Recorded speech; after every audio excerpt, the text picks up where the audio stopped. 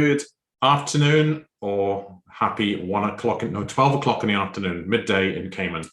Welcome to this week's What Comes Next Live.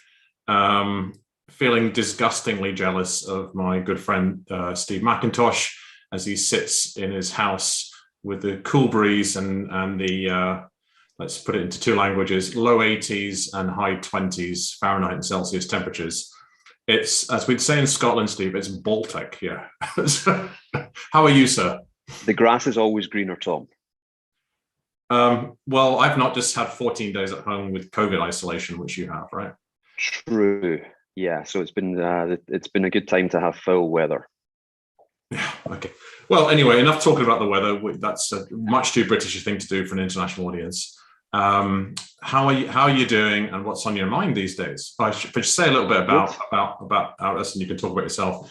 I've known Steve for at least 15 years in Cayman. I think we originally met through the angel network that was in place in Cayman at the time. That's back before business angels became people who do pre-income fundraisers for tech companies. It was when you actually put money into actual businesses and you help them get going. But then I think Dragon's Den and Shark Tank just kind of killed it off because people just got really scared of walking in the room and giving us an idea. And all we were there to do is to try to help Caymanian businesses get going, right? Yeah. But as long as I've known you, you've always had big ideas. And one of your themes I was working it out, about 17 years since you got into the recruitment and people business, has really been about just helping people systemically through that. So you've had a very successful recruitment company, which you still have, but you're not in it, which is also a really cool thing for owners to step away from the business. Yeah, I worked myself out of a job.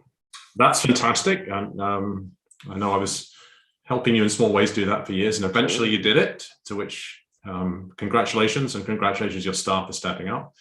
But you've got some really big, cool things you're working on now, and I'm sure that'd be mostly what you want to talk about. And I'd love to hear a bit about your background and then what you're working on now and what that means. Yeah, so I consider myself an HR guy now, right? But I'm not your average HR guy because I started my career as an accountant. You know, my running joke is that I was young and I needed the money. I fell in with a bad crowd in high school, all that stuff. But I got into HR through recruitment, and I found that I really loved recruitment, and I guess I was okay at it. The company did well and grew, but my fascination with HR grew over the years. And one thing that we started, so you know that I've been saying for 10 years that HR is the new IT, right? Yeah. And I think it's great to see that now, partly because of the pandemic, I think HR has really come to the fore. So, you know, reading so much in the press these days about the Great Resignation, the Great Reawakening, whatever you want to call it. But I think companies are finally coming around to the idea that people matter and that people are really what's driving your company and its value. And so I was thinking about what to talk about because you gave me such a blank canvas. What comes next? I'm like, what comes next for what? What comes next for the world? What do you want to talk about, mate? I know, right? Obviously the first place my mind went to was HR. And I think that if I look at what's happening now in the world, it's such an interesting time to be in HR. Mm-hmm. We've got these kind of mega trends colliding, if you like, right? One is just the march of technology and the constant change that's creating. And what I want to, it's trite to talk about the impact of technology on the workplace, mm-hmm. Because you know it's been having that impact for 30 years.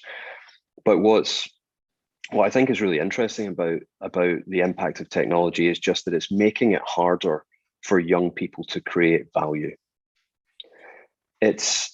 So technology has been a great boon to productivity, but it's also made it much more difficult it's made work much more autonomous. So young people really have to know what they're solving for now. And I think that's what companies need to step up and do is to help people figure out what they're solving for and how to create value in their role, because we've never had more autonomy than we have from day to day now. And that's from the moment you arrive in the workplace. When you and I started, I dare say you were the same as me. Your time at PwC was spent putting files together and photocopying and shredding and stuff like that. That stuff's all gone. Making the team. You need to, yeah. Right. Let's slow down a minute, because when you and I sit and normally talk in a bar in Cayman or something and solve all of the problems for the world, and particularly the Cayman Islands, we go very fast, and I can mostly keep up with your brain.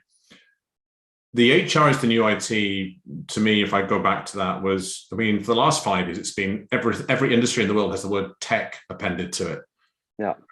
Which went a bit far when it became fashion. It's now fash tech. Well, basically, technology is in everything, right? But I think you broadly meant that it was about companies emphasize the importance of IT and will invest. Exactly. Whereas HR, human resources, there's now many titles for it, but broadly, it's the fact that your business is about your people. Yeah. So let's invest in our people. Yeah. Let's give them an opportunity. But the key piece you're now talking about is young people having less opportunity to create value. And the word autonomous felt a bit dissonant following that, because on the one hand, we have a huge amount of autonomy. We just have a smartphone and we can work everything out, right? But on the other hand, if we don't have the opportunity to create value because maybe there isn't a structure, isn't a system, we're working from home. You know, I know a very bright young person who just spent their first year after graduating in a high-end graduate placement scheme in the UK without ever going to the office or even seeing the face of one of their colleagues, because their company doesn't use video, right? So they can provide value within a system as long as they're well supported. But it seems dissonant. On the one hand, we're hugely autonomous. We've got the information of the world in our smartphone. On the other hand, you're saying we don't have the freedom, the ability to create value for a young person in their early stages of their career is constrained. So say a bit more about that. Yeah. So if you think about when we started our careers, we had the benefit of our careers were on rails, right? Yes. We were Big Four accountants, and really all we had to do was follow the process. And you know, you started off as a trainee, and then you became a senior accountant, then you became a manager, and so on. And that was a well-defined career track. But that's not the expectation anymore. So the autonomy is kind of a double-edged sword. So you've got, it's great that the world is your oyster, but it's harder to figure out where your place in the world is. That's the problem. And the example that you gave of someone starting their job and working from home and never seeing a colleague, that's a great demonstration. That young man, I'm assuming it was, he had all the autonomy in the world, right? But what do you do with it? You know, when you're not on a call, you have to figure out from one day to the next how you add value in this job, and that's not always clear. And it's why so many people, I think, are frustrated in their roles today, especially young people. There was a book a few years ago by an academic by the name of David Graeber, who's I don't want to swear on the podcast, but you know, it was am I allowed to swear, Tom? If I'm citing the name of a book. The book was called Billy Connolly's our favorite comedian. You can do what you like. The book was called Bullshit Jobs, right? That's not even swearing. It's You're not just bad. too American. But yeah. But the reason I think, and I kind of disagreed with the premise of the book, because what he said is that most people have these bullshit jobs that are pointless. The problem isn't that the job is pointless. The problem is that the person in the job doesn't understand how it creates value. And the reason they don't understand it is that the company didn't take the time to explain it to them. They just sat them down. Just do it. Yeah. And pausing for a minute, because this may lead into the business you're in, is thinking of there's another huge area of inequality or inequity. I think it's more accurate. Inequity is more accurate around this situation of having to be autonomous to find out where do you create value, what problem am I solving for, how can I add more value, is what is your upbringing and support network. If you come from a socioeconomic group where you've lived up a level or two, you've gone 20 plus years with nobody around you. So if you go into a grad placement scheme in a high-end investment bank, right? And nobody in your family has ever worked in investment banking or finance, and you've lived a solid life, but you've never had capital to invest. You don't understand personal finance. You don't know how to invest, right? You don't have a support network who you can go to. This is a really nice lead-in for you for mentoring or coaching or advice on well, explain to me, when you did it, how did you do this? What does it look like? So the gap is getting wider, it would seem. So the studies show that 85% of young people don't have someone that they consider a mentor at work.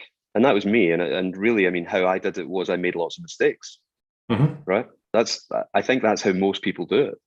And so my new venture, Careerpoint, is all about helping young people figure this out, helping them navigate the world of work, helping them figure out how to add value, coaching them on why value is what's really driving their career, and helping them become successful so that their companies can become more successful. And what we do really, the premise of this is that career advancement is a skill, and it's a skill that can be taught and a skill that can be learned, but it's not one that most people have instinctively. So you have to acquire this skill from somewhere. Where do you acquire it from? And as you said, if you're born into certain circumstances, you'll acquire it from your parents, you'll acquire it from your friends. If you go to the right school or the right university, you can acquire it there. But for lots of people, they're not lucky enough to be born into those circumstances. So where do they acquire it from? And that's why part of our mission at Careerpoint is to level the playing field for historically disadvantaged groups, to help people acquire this skill when they have no other place to acquire it from. So you've just completed a major investment in yourself. It also keeps your brain going, which was doing an executive MBA with loads of flying transatlantic to Oxford University. And so tell me a bit about how this career, because as we've talked about, you've been having ideas around improvement for HR for people for many years, and various ones you've had a go at, but this one has now got a hell of a lot of traction. So tell us how it came about, and then tell us more about it and what makes it stand out. So I started what I call career advancement coaching almost 10 years ago as a passion project here in the Cayman Islands. And the premise for it was my own experience and a lot of my thinking about career advancement comes from my experience, not just of climbing the greasy pole myself at KPMG, but also my experience as a boss, having employed hundreds of people over the course of the 17 years I spent at the helm of CML and recruitment. And what I saw during that time was what worked and what didn't work, and who advanced and who did not.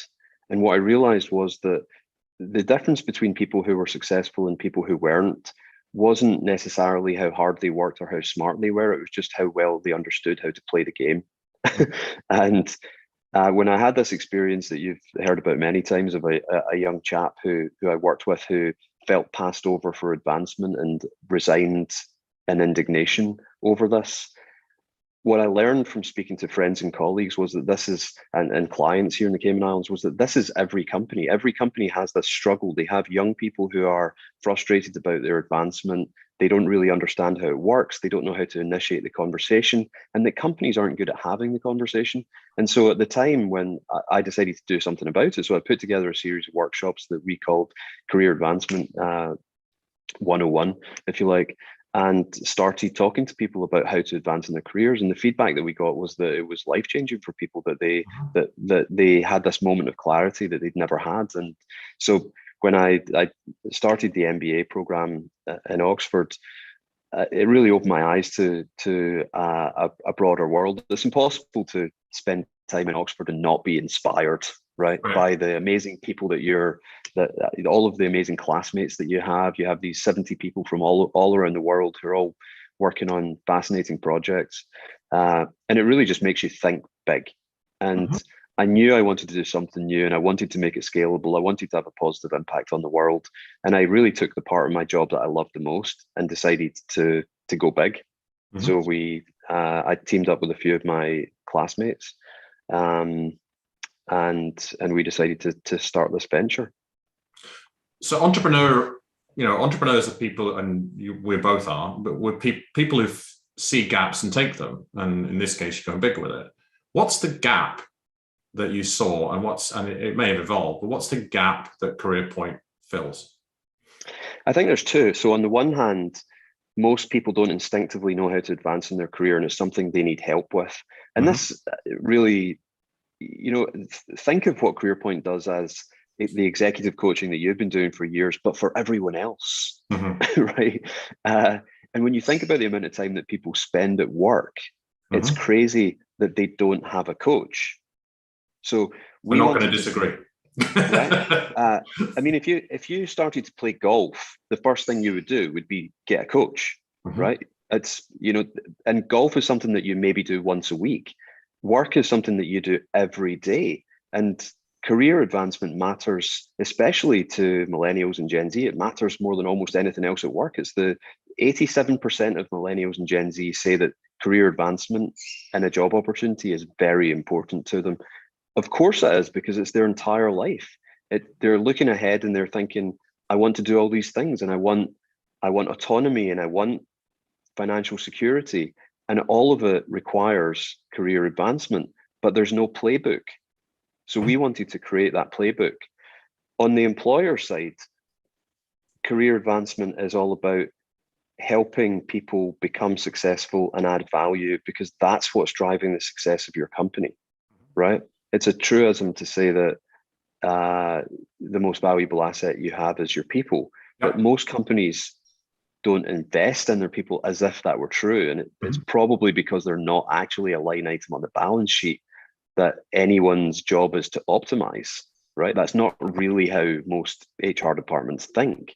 But to me, that's how we should look at HR. We should look at people as an investment to be optimized, not just for the company's benefit, but for their own benefit. Okay, yeah. I could dive into all of those, but before we do that, to create a frame, I mean, the sort of stuff I do is simply not accessible for two reasons. One is because it's person to person, so it's not automated, and the other one is it's expensive. It really is only it's not for every member of staff. Yeah. So there are, at the one end of the spectrum, there are sort of robo coaches, right? Yeah. So there's automation of that, and that's not the end that you're at. But if I understand it correctly, what you're doing is you're bringing person-to-person coaching, and you've used the word career development, speaker training about 15 times, right? And it has been my experience in building mentoring networks, pro bono mentoring networks over the years, is if you catch people from post-university to about early to mid-30s, the only thing they're thinking about is, how do I move up the ladder? Yeah. And socioeconomically, it's absolutely key, because in all the developed world, including Cayman, including London, where you and I both live currently, it's almost impossible to get on the housing ladder, right? Yeah. So you can't build a life for yourself, and you're 10 years younger than me, but even then it was easier to build a life for yourself, when you graduated uni 25 years ago. So it's absolutely the focus. The thing is, it's a bit like, I'm veering off for a minute, it's a bit like how you merchandise a supermarket, right? You put the price, you focus on the price of the inexpensive items that are staples, but what they really need and want is other stuff, right? So what people, I mean, for me, one of the big holdbacks to career development is confidence, which is an outcome of knowing you have the skills and you've had a mentor or a coach, but understand your attributes, point them out to you, reflect them to you, and say, this is how you can deploy them. And then the self-belief is all of this. But if you talk to somebody who's 25 to 30 and say, would you pay for or get your company to give you budget for somebody who can help you with that? The answer is going to be no. But can you introduce me to somebody who can get me a better paid job? You go, perhaps I could, but what's to say that you're going to be able to make that upwards and sideways leap or diagonal leap because you don't have the skills. So Careerpoint is about making person-to-person coaching accessible, and then the bridge, I guess, is that the company pays for it generally, I would imagine. So how does it work, basically? Yeah, so we train and certify experienced leaders to be career advancement coaches, and I think that's some people might wonder why the boss can't coach the young people in the organization. And I think, a great boss can be a coach. It's not impossible, but most bosses aren't trained to be coaches. Correct. And they're not impartial, which makes it very, very difficult to coach someone. It's very difficult for a young employee to open up to their boss and talk about the things that they're not good at and that they're not confident in, but that's really where they most need the coaching. Yeah. So Careerpoint trains experienced leaders who want to give back and want to work with millennials and Gen Z talent to help them figure this out. So they're experienced, they're impartial, they're trained in coaching, they're trained in our framework. And what we've really figured out how to do is to make the coaching process super efficient. So it all takes place online. Obviously, it's virtual over Zoom. It can be done at any time of the day, and it's designed to be super accessible and just easy to do for both sides. So it's easy for the coach, it's easy for the employee who wants to be coached, and the typical coaching program is short. It's not something that goes on indefinitely, although many people want it to continue, and they obviously have that option. But our basic coaching program is only 4 sessions. Okay. And that allows us to keep the price down. So the typical coaching program really is equivalent to a couple of days off sick. That's in terms of the cost for the employer. Interesting way of framing it, right? It's a rounding error. Yeah. We don't really need to move the dial very much on the value that's created by the employee for there to be a positive ROI on this coaching. And one thought from talking to you about this a little while ago, I think when I saw you in Cayman in September, was that it's cool to see that a number of the leaders that you brought in to certify as Careerpoint coaches with your framework and some coach training, there's a heavy emphasis on giving back. So you pay your coaches, but relative to what they normally earn for their time, that's not why they're doing it. No, People like to be rewarded, but the reward is in the relationship. What sort of companies? I mean, I'm helping you do a sales pitch here, and not hypothetically. Some of the people who listen to this podcast are your market. But what sort of companies? Size of companies, type of companies are you looking for? I mean, what makes for a potential Careerpoint client company? Yeah, well, I can tell you so far the hotspots for whatever reason have been energy, tech, financial services, and professional services. That's the bulk of the clients we have so far. About 70% of them are public companies, but actually it's very important to me. I would love to have more small and medium-sized companies signing up to have their employees coached, because they're often the ones who need it the most and who don't have the internal learning and development resources that can enable their employees to thrive. So we want it to be accessible to everyone, and that's kind of built in, if you like. It's just much more difficult to efficiently market to smaller companies. So it's not that we're excluding them; it's just that, right. Does that answer the question? Yeah, it does. Yeah, it's like, I mentor quite a number of startups and scale-ups, and they'll often start. It feels sexy to have a B2C model where, like, for example, renting workspace units. Because one of the ideas now is, rather than take out a membership for a WeWork, you just get a number of days you can use per month. Yeah, and I go, if you need to move several thousand of those a month just to get going. That's several thousand people you need to market to. If you turn around to a few companies and go, why don't you add to your benefits menu, buy hundreds of days and add to your benefits menu for your staff, they can have up to so many days. Because a lot of people, it simply isn't suitable to work from home, right? Both behaviorally or just space or young kids or whatever. So, getting that pivot to B2B helps it scale. But given you've got an online model and you've got the coaches, and obviously there's an onboarding element to every new client. But if a client has, say, 5 or 10 staff that they want to put through this, would that be viable? Yep, absolutely. Okay. And if they have 1,000 staff that want to put through this, you'd be biting their hand off, right? Absolutely. Yeah. Okay. Bring it on, careerpoint.com. Yeah, absolutely. I think so that's careerpoint.com. So yeah, I mean, I just my own views on this a little bit. 2 things that you just mentioned about, and it doesn't have to be their boss; it could be somebody else in the company. And I have been part of large professional service firms as clients who have wanted to bring coaching in, and it is quite remarkable, but not unexpected, to note that people do not get trained in coaching skills. Bosses, you mean managers? Anytime through their career, but you could have professional service firms, you'd have country managing partners, right?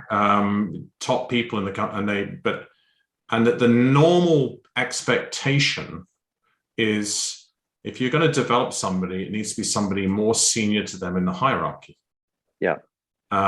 And with one of my past clients who works in effectively professional services, people, knowledge workers selling their time in different forms, which is a really large part of the economy now. It's not just the accounting firms and law firms and people like that. But they saw this years ago, a very strategic HR leader. They saw this years ago, and they said, can you build a coaching skills program for them, which we built and delivered around the world? And the number one thing I want them to understand, it was a 1-day program for the very senior leaders. The number one thing I want to understand is that coaching is not telling people what to do. And it's not giving them advice. Which is why it's very difficult for bosses to coach, right? Yes. Because it's kind of like, do you want guidance or do you want coaching? Because it can't really be both. And when you're having these coaching conversations and you're trying to help people figure it out for themselves, that's not always helpful for a manager or a boss. So you're kind of sending mixed signals. Right. Yeah. So one of the things we do, and I've told you about this on previous conversations, is that we teach them the technical differences between coaching, mentoring, training, and consulting. And then they literally don different hats, almost like De Bono's thinking hats, but they don different hats depending on, my role here is to coach you. If after a period of time you get stuck and you just want me to tell you what I would do, I can do that. And my primary role is that. So there is that. And the one thing you can never get away from, and you can only partially get away from it by moving that coaching relationship laterally within the company, is to, it's tough to get away from it if somebody's not independent of the company. And obviously that's one of the things I do. But one of the things that is interesting is things like moving around the hierarchy, right? And this is moving away from Careerpoint. It's just a few thoughts, is that sometimes you can be a great coach and you can be 20 years younger than somebody. Right? Sometimes you can, you'll be familiar with this concept of reverse mentoring. And my friend Chip Connolly, who's been a guest on the show, talks about third age and modern elder, and actually how he was a mentor to Brian Chesky at Airbnb. So he was a intern publicly. So he was learning about tech and how to put apps on his phone from all these kiddos at Airbnb. But he would mentor privately. Right. So he'd have a 20-something CEO, which is Brian's age when he started Airbnb, and Chip was his head of hospitality. But fundamentally, he was a mentor, giving advice. But actually, to be honest, and I've talked to him about this, and his language is different, but I thought mostly what he was doing was coaching. He was just listening, right, and to be a sage old head. So and think how important that is for young people, right? To have someone who actually listens to them talk about themselves for an extended period, because a lot of people just don't have it. Right. I mean, because we're both accountants, we probably had the same experience early on in our careers where we were coming home and trying to, no one wants to hear about your job when you're an accountant. There's nothing interesting to talk about, right? So you're not going to get that kind of support at home, and that's not just accounting. That's almost anything these days. You're not there. There's no one that you can just talk to and challenge you. You're right, and I mean, you said something like which really hit me. Is she said, I never had a coach or mentor early in my career, and I went, yeah, I never did too. The first conscious mentor I had was when I started in the coaching industry, and people were leaping forwards going, I'll help you. And I was in my 40s. Yeah, right. I was in my 40s at that point. Yeah. I'm in mid 50s now. So it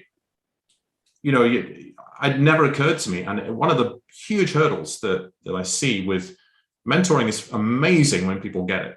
All right. Coaching is even more amazing because it's completely unconditional. Right. Yeah. It's just, there's somebody who's absolutely there for you, and that's what they're there for.